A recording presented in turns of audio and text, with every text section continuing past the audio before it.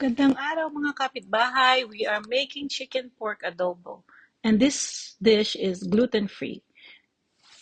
So our ingredients are all organic and we have garlic, shallots or onion, have a tamari soy sauce that's gluten-free. I have white wine vinegar.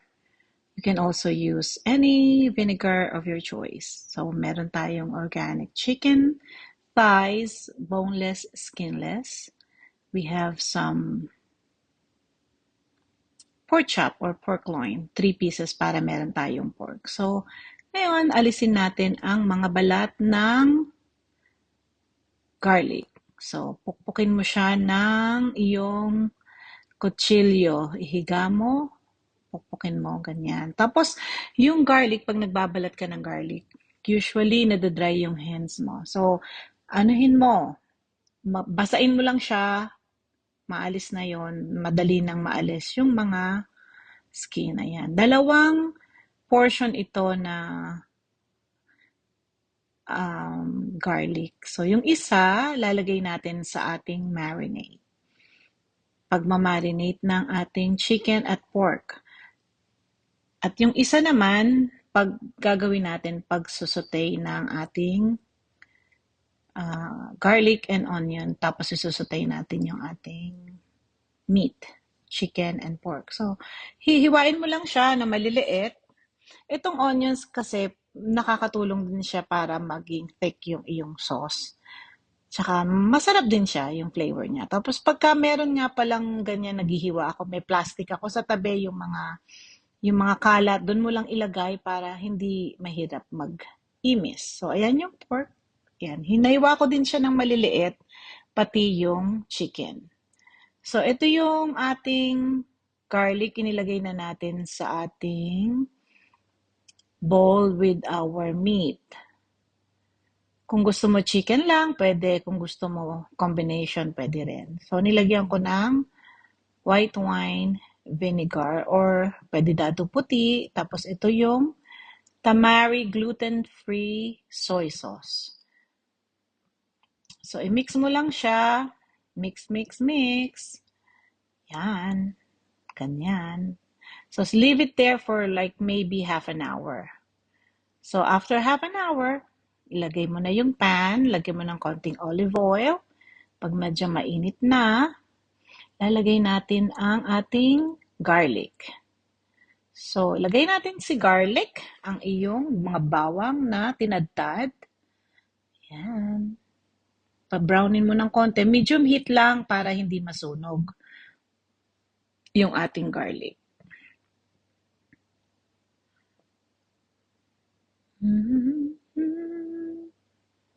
Sarap itong adobo, maraming garlic. Pwede mo din, iba-ibang style talaga ang pag-aadobo. Ito yung style na, isang style na pwede mong gawin. Isusutay mo siya. Garlic and onion, tapos ilalagay mo yung binabad na pork and chicken. So, ayan. Ayan na yung pork at chicken kasi, oops, mabigat. Ibinaba ko kasi mabigat. Kunin mo na lang siya, ganyan, para maiwan din yung mga sauce sa ilalim. Hayaan muna natin ma-saute itong pork and chicken by itself. So, syempre, meron din na sumama na dyan na sauce. Yan, halu-haluin mo, halu-haluin, hanggang sa ma-even mo na yung mga meat mo. Even out mo na siya sa pan. Yan, hanggang nakikita mo ma-brown-brown na yung mga sides. So, wala na yung pink.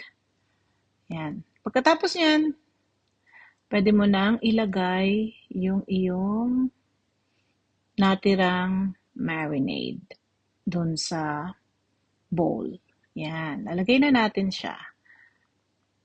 Katapos mo yan, lagyan mo din ng kaunting tubig para maalis. Sayang yung natira nandun sa bowl na may lasa yon. So, ilagay natin. So, ayan. Nakikita natin, kumukulo-kulo na siya. Kumukulo na ang ating meat. Tinakpan ko. Tapos, ayan siya, medyo nakatas-katas na siya. So, lumabas na yung kanyang mga tubig-tubig. Tinikman ko, medyo matabang. Kasi itong tamari na soy sauce, hindi siya kasing strong nung ating soy sauce sa Pilipinas. Na lalagyan din natin ng konting black pepper. Ayan, masarap yan. So, halu-haluin lang. Yung mga naninikit sa mga sides, i-scrape mo lang siya para wag mahirapan ka magtanggal niyan. So, tikman natin. Masarap na.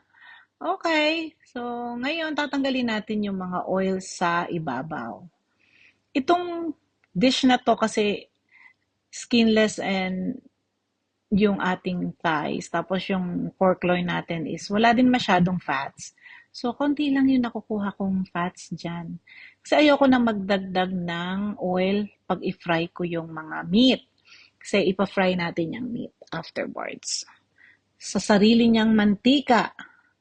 Ayan, tatanggalin mo na lahat ng mga mantika sa... Ayan. Pagka ganyan, nangingibabaw yung mantika. So, yung oil napunta sa top, then you can scrape it. You can just kunin mo lang siyang ganyan. Yan. Dahan-dahan. Bilisan mo. Bilisan mo naman, sabi ko. Kunin mo lang siya. Lahat. Tapos ilagay mo na sa bowl yung mga meat pagkatapos niyan. Tapos yung yan, ilagay ko sa bowl yung meat. Tapos yung sabaw, yung sauce niya na pinagpakuluan mo, malasa to. Ilalagay mo dyan sa isang bowl. Kasi ibabalik natin yan mamaya pagkatapos nating magprito. So, yan yung pan, hindi mo na huhugasan yan. Okay na yan. So, meron pang nakonting yan. Kasi kukunti nga tong oil, kaya ayan, sinasagilap ko lahat. Ayan. Okay. Ayan na siya. So, okay na yan. Pwede na yan. So, ilagay mo yung mga meat mo pag mainit na ulit yung pan. Nalagay natin ang ating chicken and pork adobo meat. O, ayan. Kumuha pa ako. Meron pang nakitang konting oil. Lagyan mo pa rin siya. So, ayan. Lagay mo lang yung oil.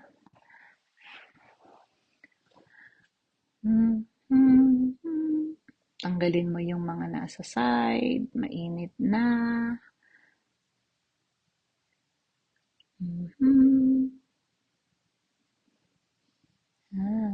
Okay. So, ilalagay natin tong meat, yung chicken at saka yung pork, para medyo ma-brown-brown siya. Tapos, yung medyo siya naninikit sa ilalim, masarap din yun. Pero wag mo namang susunugin. Okay? Tapos yan, alam nyo, yung chicken pork adobo, pagka nagsawa na kayo na pag may manatira dyan, kinabukasan or sa isang araw, ano to, pwede mo pa siyang gawing sinangag. So, fried rice, ikat mo siya ng maliliit na pieces, tapos lagyan mo siya ng, ilagay mo siya sa sa yung fried rice. Masarap yan. So, magkaroon ka ng shredded meat para sa iyong chicken pork adobo fried rice. So, you can also put a little bit of whatever vegetable you desire pagka nagluto ka ng sinangag or fried rice. Masarap yan. So, iwan lang natin siya dyan habang siya ay nagpiprito-prito. Tapos, pagka pinrito mo na siya ng ganyan, mag-brown-brown na siya, yung mga nasa side niya na naninikip, it's okay. Ilagay mo lang siya dyan. Yan. Inuunti-unti ko. Yung iba kasi hindi siya nagba-brown. So, ilalagay mo na yung sauce na pinagpakuluan mo sa kanya. Magsisizzle yan. Sizzling siya. Kasi, syempre, nagpiprito ka, tapos bigyan mo ng sauce. So, ayan. Yung pinaka sauce niya magiging thick. Tapos, kakapit siya doon sa mga meat para mas masarap. So, yung iba gusto ng medyo masabaw, pwede din yon. Or yung iba naman medyo gusto ng tuyo. Or ito naman, medyo katamtaman lang yung sauce niya.